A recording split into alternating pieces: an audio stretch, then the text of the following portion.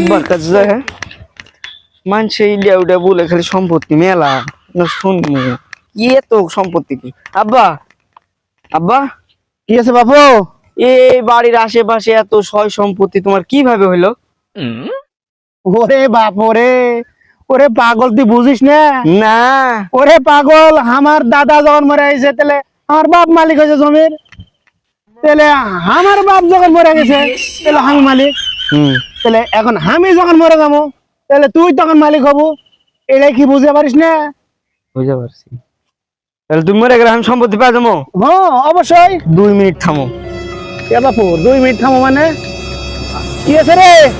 রাইলো কিছু নাই, এই সম্পত্তি আমারই তো হবে, এটা দিয়ে মাইলে মরবে শালা। ওরে বাপ রে, এখন আমি সম্পত্তির মালিক হয়ে গেছি রে। পার্টি একটা নষ্ট হয়নি ভাই,